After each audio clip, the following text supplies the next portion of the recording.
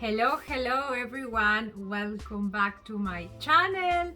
Today Demon Slayer just won the elections so as I promised you, I'm always listening to you and I'm preparing this special talk about Demon Slayer since you asked for it. So what can I say? I'm dressed for the occasion. I tried to recreate a little bit what we saw in the last season, in the last episode of Demon Slayer, and I know that you are going to guess what look I'm trying to recreate, so I hope your comments. Right now I'm going to explain the rules for you to watch this video and to enjoy. First of all, if you haven't watched the first season of Demon Slayer and if you haven't watched the movie yet, please just like this video and leave. No, but honestly, I don't want you to get any spoilers. I don't want to ruin the experience for you, because I mean, what I'm about to tell you, this talk, that this special video is going to come from my perspective. What I think is their interpretation, what I think about the anime, what I think in my personal beliefs or my personal opinions. Yes, so I don't really want you to I don't really want to ruin anything from you. Just want you to enjoy the anime and enjoy the movie by yourselves, and then we can talk this, then you can come back to this video and watch it. So that's the rule number one. Then the second rule, that is of course connected to the first one, is that we are going to be nice, okay? We are not going to be mean on the comments. I know that maybe I'm just going to make a mistake, or maybe you will agree with me in some parts or no, but don't be so harsh on the comments, okay? I am always enjoying your feedback and always taking your information, because you are manga readers and you know better, and then you are watching in Japanese and understand everything I have to read and everything, and sometimes I can get lost, and of course I talk too much to the camera, as you always tell me, and maybe I'm losing some information that you don't. So if I'm making mistakes, or I'm making misinterpretations of the anime or the story, just don't kill me, okay? Just explain me nicely. That's the second rule. And then the third rule is that you have to like this comment you have to like this video, sorry, and you have to stay tuned, and you have to tell me what you think about what I'm doing right now. And that's it, and welcome. Something really important, thank you very much for the ones that are now part of this membership. It's really nice to be working on the gifts and Lancelot emojis. I hope that you are liking that. Okay, so just wanted to say a public welcoming in this video, and that's it. That we are going to enjoy all together with my viewers and my subscribers in general this special Demon Slayer video. Well, back to the for recapping a little bit of the first season of Demon Slayer.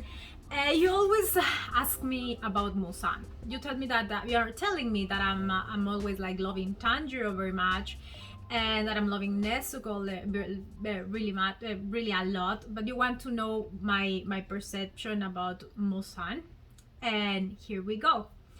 I know that many of us we are still feeling heartbroken about Rengoku's death, the Fire Hashira. It was really hard to watch. It was really a really sad ending for the movie, but it led us to have this excitement for the next season, where the Hashiras are going to come and hand the upper rank demons, and of course Muzan, Tanjiro, Inosuke, and Zenitsu are very committed to find this guy. Okay, so it's very exciting. And also a point that I wanted to mention is that the manga readers told me that Akasa is actually not a bad demon. I mean, he's mean, of course, but that I'm going to really feel moved or really feel bad for him when I'm going to learn his backup story. So I'm really looking forward to that on the next season.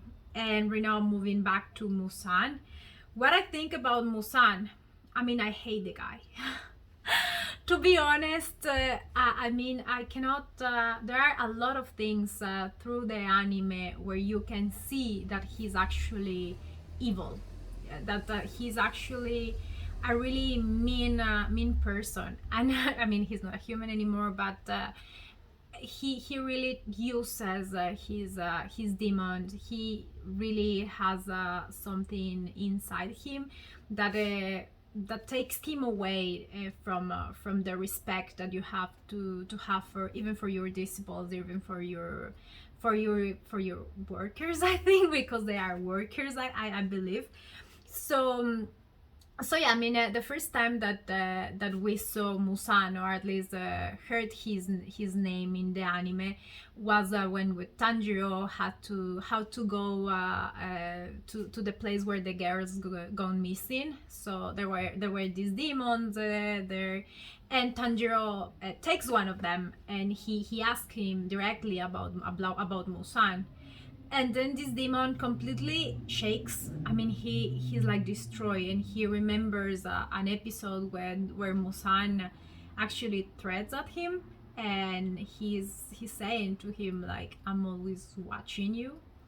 So that's the first time I have the chills about Muzan, about how he's controlling his demons with a really strong fear that also Tanjiro can perceive in that moment. Is a really extreme fear that that his demon has. They don't have. I don't know if they are they have the conviction for following him, or they are just terrified. So that's why my perception on this episode.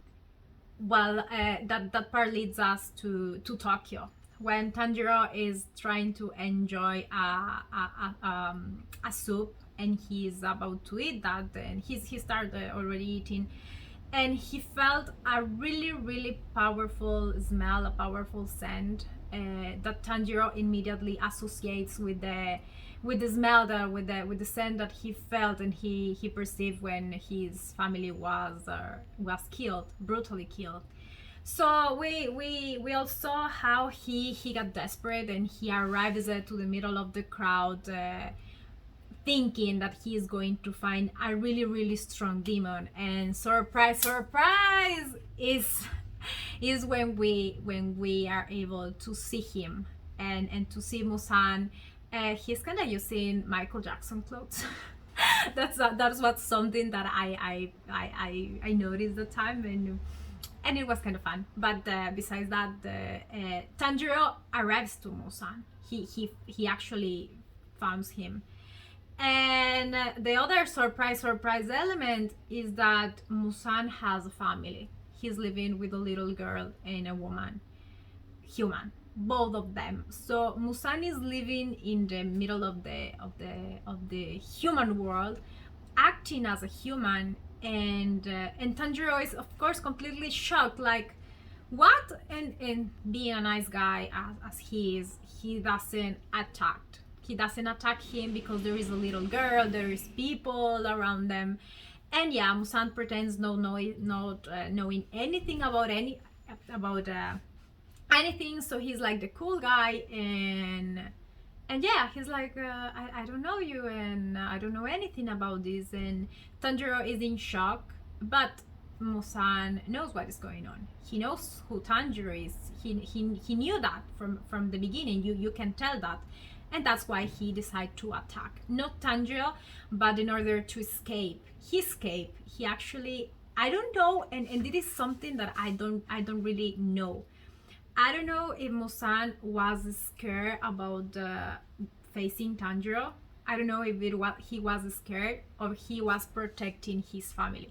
I don't know if he has love for this little girl and the woman, or they are just a mask. Like, I mean, as mean as he is, it won't be a surprise for me that this guy is just using those innocent humans as a wall, and like to protect himself in order to be in the human world. It's something that I still don't get to know. I still don't get to understand if he's protecting them or if he's scared about Tanjiro. So he transformed a human into a demon, make a chaos, make a mess, and he gets away.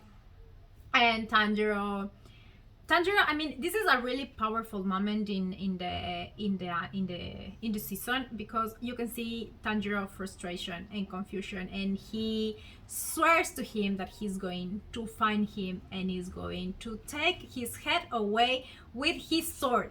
Really explicit, like he said like this, and I'm really hoping that to happen in the next season. But you can see that Muzan, I don't know, but of course he listened, and of course I think that he perceives that as a possibility, as something that can happen. And why I'm telling you this, because then Muzan is going to from these dark areas of the city, and he runs by a kind of drunk guy that is a little bit annoying, and he's like trying to play cool, like he just want to leave.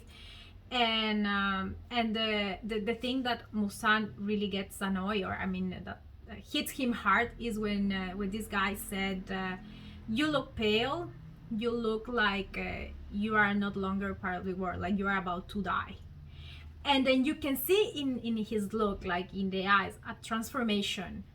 I mean, in my opinion, I can see fear. I mean, I can see fear. It is what I feel. And I don't know, and it is because, I mean, he feels like he's exposed, like this guy understood that he's not human, or because when he saw Tanjiro, he actually felt that was a possibility about Tanjiro accomplishing what he told him, like take his head away with his sword. And yeah, well, I mean, he kills everybody in that part, the lady, the other friend, and is very mean and brutal.